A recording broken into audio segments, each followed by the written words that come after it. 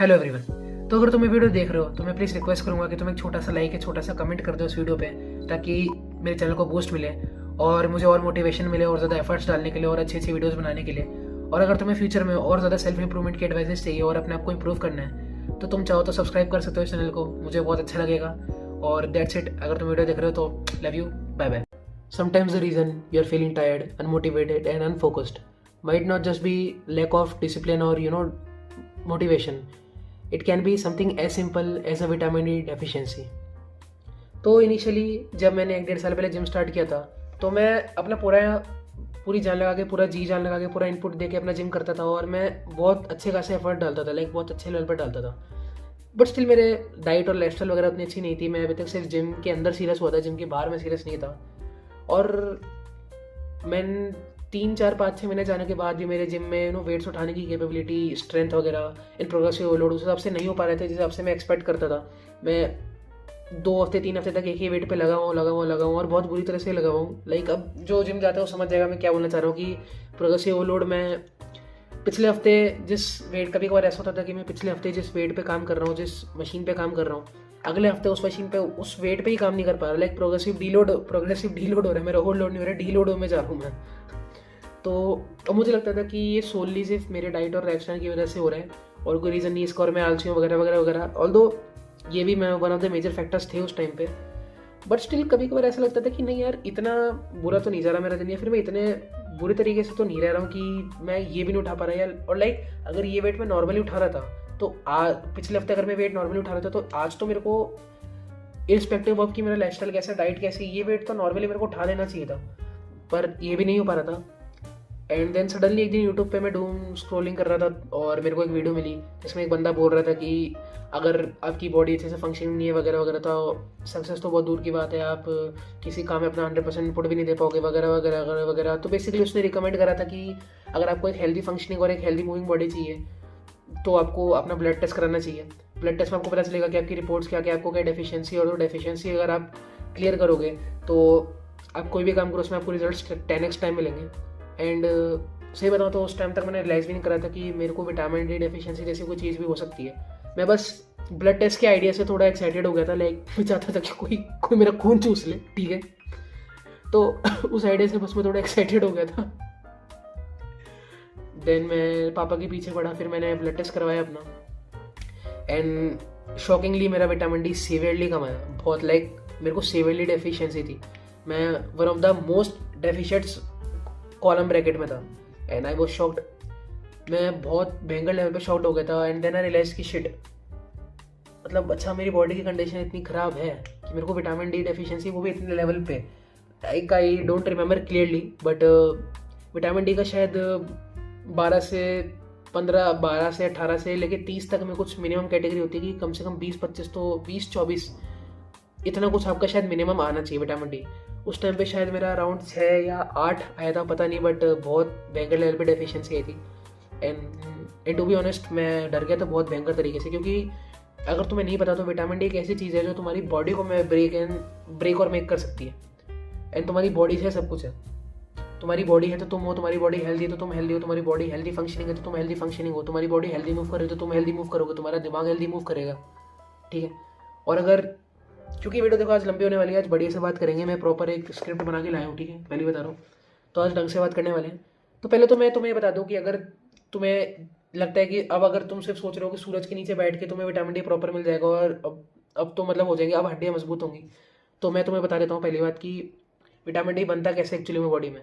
तो जो सूरज के नीचे बैठ के हमें विटामिन मिलता है वो एक्चुअली में होता है विटामिन D3, ठीक है। वो होता है विटामिन D3, सूरज हमें देता है विटामिन D3, लेकिन वो प्रॉपर विटामिन डी बनाने के लिए काफ़ी नहीं है। विटामिन D3 को प्रॉपर विटामिन बनने में चाहिए होता है विटामिन D1 एंड D2, जो कौन देता है, हमारी बॉडी ओरिजिनली जनरेट करती है, वो हमें सनलाइट नहीं दे सकता, ठीक है। इसलिए लोग जो सप्लीमेंट्स खाते हैं D1 एंड D2 के, वो मिला के फिर D3 को कन्वर्ट करते हैं विटामिन डी में, तब जाके तुम्हारा विटामिन डी बॉडी में आता है, तब जाके तुम्हारी बोन स्ट्रेंथ बढ़ती है। तो जो D1 एंड D2 है आज की डेट में लोगों को मेजरली डेफिशिएंसी उसकी है, क्योंकि खुद ही सोचो यार, हम इंडिया जैसे देश में रहते हैं, यहाँ पे साल के 8-10-9 महीना में सर्दियों में भी गर्मी रहती है, 40-40, 45-45 डिग्री, 50-50 डिग्री की सर्दी रहती है, गर्मी रहती है। इस टेम्परेचर में कोई अगर सिर्फ सूरज के नीचे बैठने से विटामिन डी मिलता है तो कोई इस सूरज में, इस देश में विटामिन डी डेफिशिएंट कैसे हो सकता है? खुद ही सोचो। तो जो डेफिशिएंसी है एक इंसान को, लाइक जो एक एवरेज इंडियन को डेफिशिएंसी है विटामिन डी की, तो उसको एक्चुअली में D3 की नहीं बल्कि D1 एंड D2 की डेफिशिएंसी है, और ये ऑल ओवर बन के हो जाता है विटामिन डी की डेफिशिएंसी। और अगर तुम्हें लग रहा है कि ठीक है विटामिन डी की डेफिशिएंसी तो है, ठीक है कोई बात नहीं, ये वो चलता है, तो मैं तुम्हें 2 पार्ट्स में इस वीडियो में बताने वाला हूँ, ठीक है? 2 पार्ट इस वीडियो के बताऊंगा। सबसे अभी अभी मैं बात करने वाला हूँ, अगर तुम्हें विटामिन डी की डेफिशिएंसी है तो तुम्हें क्या क्या सेटबैक्स फेस करने पड़ सकते हैं, और उसके बाद में तुम्हें बताऊंगा कि अगर विटामिन डी तुम्हारा हाई है, अगर तुम विटामिन डी में सफिशिएंट हो, तो तुम्हें क्या क्या एडवांटेजेस मिल सकते हैं, अनफेयर एडवांटेजेस, ठीक है? बात करते हैं पहले डेफिशिएंसीज की। रिड्यूस्ड फोकस, ऑब्वियसली बात है, जैसा मैंने अभी बताया, जैसे मैंने अपनी स्टार्टिंग लाइन में बोली थी कि the reason you are feeling tired, unmotivated और unfocused might be deficiency, okay? तो रिड्यूस फोकस, तुम कोई भी काम करो, अगर विटामिन डी तुम्हारी बॉडी में नहीं है, अगर वो समझो, अगर तुम्हारी body healthy functioning, healthy moving नहीं है, अगर तुम्हारी हड्डी काम नहीं करी ढंग से, अगर तुम्हारी हड्डी कमजोर है, अगर तुम्हारी बोन स्ट्रेंथ ही कमजोर है, तो ऑल ओवर बॉडी कमजोर हो जाएगी। ऑल ओवर बॉडी कमजोर होगी तो दिमाग भी कमजोर होगा, और दिमाग कमजोर होगा तो फोकस कहाँ से आएगा? फोकस नहीं कर पाओगे तुम किसी भी काम में। तुम अगर किसी चीज़ में अपना 100% फोकस दोगे, जो तुम्हारा लेवल है भी फोकस का, तो वो 100% रिड्यूस होकर 40% हो जाएगा। जितना तुम 100 देना चाह रहे हो, लेकिन वो 100 एक्चुअली में 40% है, तो तुम्हारी कैपेबिलिटी, फोकस करने की कैपेबिलिटी ही कम हो जाएगी। समझ रहे हो सर? दूसरी बात है कॉन्स्टेंट फटीग, ठीक है? सारी बातें मैंने लिखी हुई है इसलिए पढ़ रहा हूँ एक एक करके। कॉन्स्टेंट फटीग, तुम हमेशा थके थके फील करोगे। लाइक अगर मेरे साथ ये चीज़ हमेशा होती थी कि जब ब्लड टेस्ट कराया था, जब मेरी विटामिन डी डेफिशिएंसी निकली था, मुझे ये रियलाइज़ हुई कि जब मैं कॉलेज जाता था तो 6-6 घंटे 7-7 घंटे कॉलेज करने के बाद और ट्रैवल करने के बाद जब मैं घर आता था, तो मेरे अंदर एक अजीब सी फटीगनेस होती थी। मतलब ऐसा रहता था कि यार बस बिस्तर में पड़ जाऊँ और बेहोश हो जाऊँ, मर जाऊँ बिस्तर में, ऐसा रहता था। और अगर तुम्हें भी ये चीज़ें रहती हैं, पहली बात तो ये मैं साइंस बता रहा हूँ, ठीक है? जो डिसएडवांटेजेस हैं उनको मैं साइंस की तरह बता रहा हूँ कि ये हो सकता है कि तुम्हें इस चीज़ की डेफिशिएंसी हो, तो तुम ये वीडियो देखो और इस चीज़ को साइंस की तरह लो। जो मैंने बातें बोली, जो मैंने पहला पॉइंट बोला रिड्यूस फोकस, कि तुम्हें लगता है कि यार मैं अपना पूरा ट्राई करता हूँ फोकस देने का, पूरा का पूरा ट्राई करता हूँ, पर फिर भी कहीं ना कहीं ऐसा लग रहा है कि हो ही नहीं पा रहा, मेरी शरीर ही जवाब दे रही है। दूसरा पॉइंट कॉन्स्टेंट फटीग, जो मैंने अभी बोला कि अगर तुम्हें हर चीज़ में, लाइक अगर तुम घर से 1 घंटे के लिए बाहर निकलते हो, 2 घंटे के लिए बाहर निकलते हो, उसके बाद घर में आते हो तो ऐसा लगता है कि यार पता नहीं 6 घंटे मजदूरी करके आया हूँ, 200 किलो का पत्थर उठा के इधर से उधर रखा है। अगर तुम्हें ऐसा लगता है तो चांस है। Third point, poor academic performance.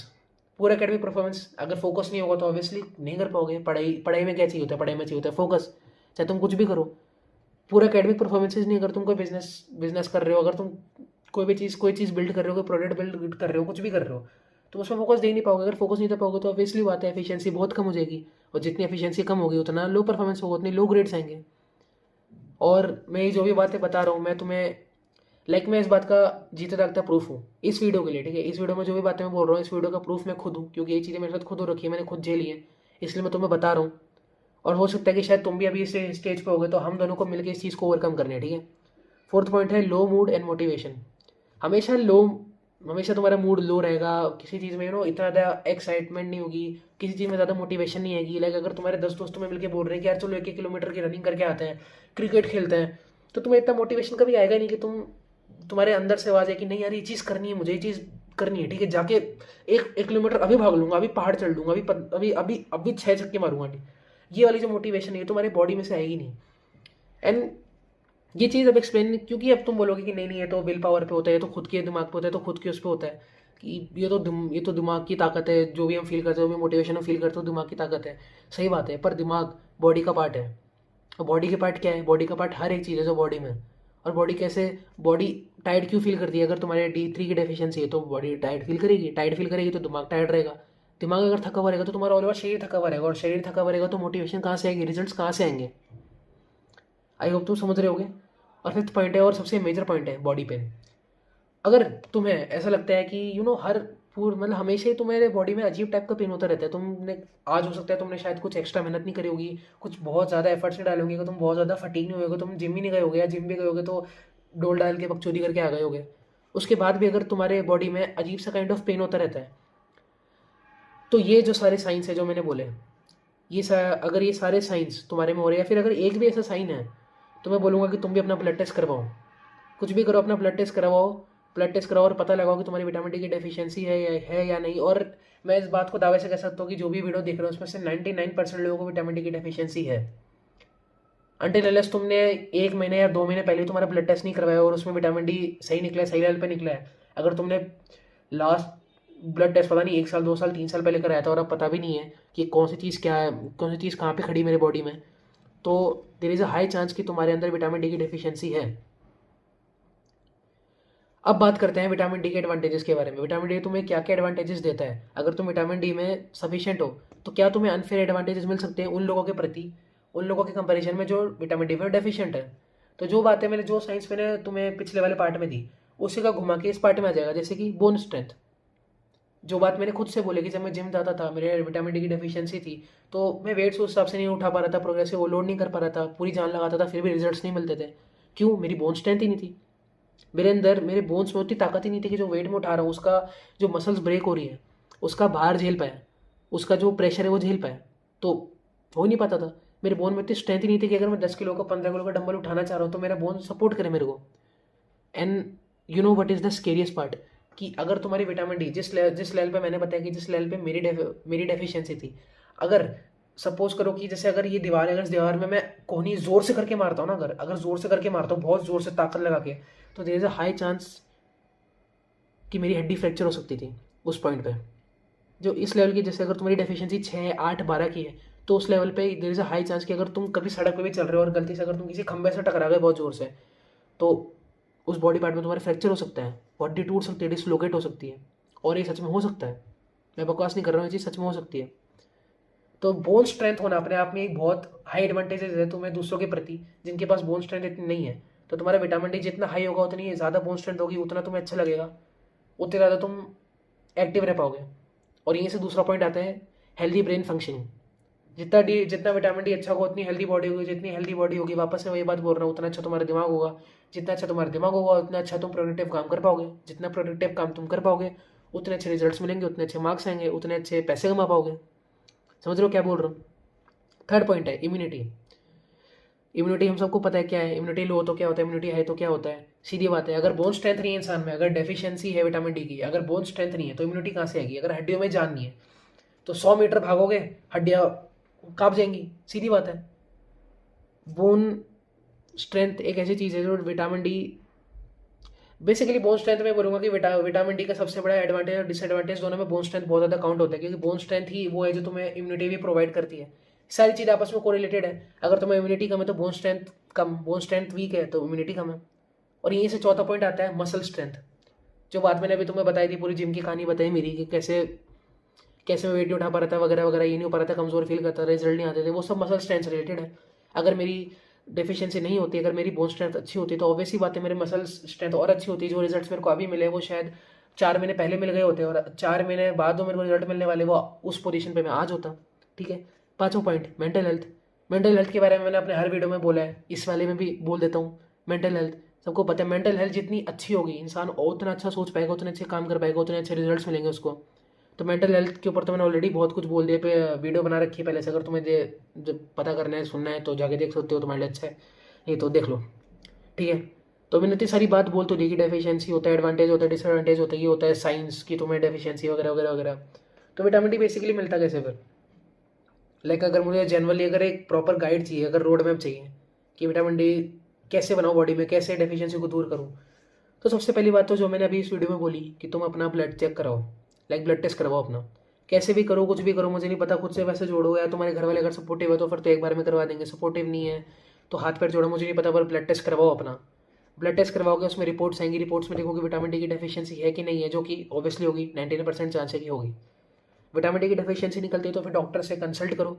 वो जो सप्लीमेंट तुम्हें देगा, बेसिकली B12 की दवाई देगा खाने के लिए, ठीक है, 60,000 IU वगैरह देगा खाने के लिए, तो वो लेना, वो खाना, वो सप्लीमेंट तुम्हारे लिए सबसे बेस्ट होगा। क्योंकि आज के डेट में इतना हेल्दी फैट्स हमें कहीं से भी नहीं मिल सकते। अगर तुम अमूल बटर भी डाल के खा रहे हो तो वो भी कोई हेल्दी फैट की कैटेगरी में नहीं आता। तो हेल्दी फैट्स मिलना बहुत नेक्स्ट टू नेग्लिजिबल हो गया। तो वो सप्लीमेंट्स तुम्हारे लिए बेस्ट काम करेंगे। डॉक्टर से कंसल्ट करे बिना सप्लीमेंट्स मत लेना, डॉक्टर को कंसल्ट करना, सप्लीमेंट्स लेना, और उससे पहले ब्लड चेक करो। ये हो गया फर्स्ट पॉइंट। सेकंड पॉइंट, अगर तुम नॉन वेजिटेरियन हो तो ये तुम्हारे लिए एक अच्छी न्यूज़ है। क्यों? क्योंकि तुम मछली और अंडा खा सकते हो। अंडा और मछली हेल्दी फैट्स के बेस्ट सोर्स हैं। और मछली से ऊपर मैं अंडे को रखूँगा। अंडा एक ऐसा सुपर फूड है जिसमें हर एक विटामिन, हर एक मिनरल, हर चीज़ मिलती है। अगर तुम सिर्फ दिन के, अगर तुम नॉन वेजिटेरियन हो या फिर एगिटेरियन भी हो, ठीक है, अगर तुम एगिटेरियन भी हो तो अगर दिन के 4 से 5 अंडे भी तुम रोज़ खाते हो तो लाइफ चेंज रहेगी। मैं इस चीज़ को एक्सप्लेन नहीं करने वाला, जिसको मानना है मानो, जिसको नहीं मानना मत मानो, ठीक है। मैं कोई धर्म का वो नहीं कर रहा हूँ कि वेजिटेरियन नॉन वेजिटेरियन और किसी को काट के मार के खा गए, वो नहीं कर रहा मैं। अगर तुम फिश खाते हो, अंडे खाते हो तो बेस्ट है। तुम्हें विटामिन D1 D2 भर भर के मिलेगा, भर भर के मिलेगा। उसके ऊपर से अगर तुम सप्लीमेंट्स भी ले रहे हो तो तुम्हें इतनी जल्दी इतने अच्छे रिजल्ट्स मिलने वाले, जिसके बारे में तुम सोच भी नहीं पाओगे। लास्ट पॉइंट है, अगर तुमने ब्लड चेकअप करा लिया, उसके बाद अगर तुमने सप्लीमेंट्स लेना स्टार्ट कर दिया है, तब तुम धूप के नीचे बैठ सकते हो। और बेसिकली धूप के नीचे नॉर्मली भी बैठना चाहिए, ठीक है, इंसान को वैसे भी अच्छा लगता है वगैरह वगैरह जो भी है। पर अगर तुम सप्लीमेंट्स ले रहे हो, उसके साथ धूप में बैठना is the best thing you can do. क्योंकि ऑब्वियसली मैंने बता दिया था स्टार्टिंग में कि सनलाइट जो है हमें D3 देता है, फिर D1 D2 सप्लीमेंट बना के दे रहे हैं। अभी तक हम सप्लीमेंट्स तक पहुंच चुके हैं, तो सप्लीमेंट्स में D1 D2 बना के दे रहे हैं और सनलाइट हमें D3 देगा, और वो मिला के विटामिन D की डेफिशिएंसी दूर कर देगा। ओके, लास्ट चीज़ ये कि देखो, इस वीडियो को मैंने बनाया, और थैंक यू पहले तो अगर तुमने वीडियो इतनी दूर तक देखी है तो। और अगर ये वीडियो अच्छी लगी तो प्लीज़ एक छोटा सा लाइक और कमेंट करके बता दो कि कैसा लगा। कमेंट भी नहीं करना तो एक छोटा सा लाइक करके छोड़ दो, ठीक है। वीडियो खत्म हो चुकी है, और डॉक्टर से कंसल्ट करे बिना कोई भी सप्लीमेंट्स मत लेना, पहले ही कह रहा हूँ मैं। ओके, ये वीडियो प्रॉपर मैंने इन्फॉर्मेशनल पर्पज़ के लिए बनाई थी। और बस इतना ही। अगर तुम्हें कोई भी डाउट है इससे रिलेटेड तो कमेंट में करके पूछ सकते हो, ठीक है। मैं देखूंगा, मैं 1-2 दिन तक ट्राई करूँगा कि अगर कोई कमेंट करता है तो उसका रिप्लाई करूँ। ओके, ठीक है। और अगर तुम्हें इसी तरीके की वीडियोस और भी आगे देखने, आगे जाके मैं सेल्फ इंप्रूवमेंट के ऊपर बहुत सारी बातें करने वाला हूँ, लुक्स वैक्सिंग के ऊपर बातें करने वाला हूँ। तो अगर तुम्हें देखना है, अगर मेरे से जुड़े रहना है तो सब्सक्राइब कर लो। Okay, thank you. अगर ये वीडियो देखी है तो I respect you, I appreciate. Bye. Okay.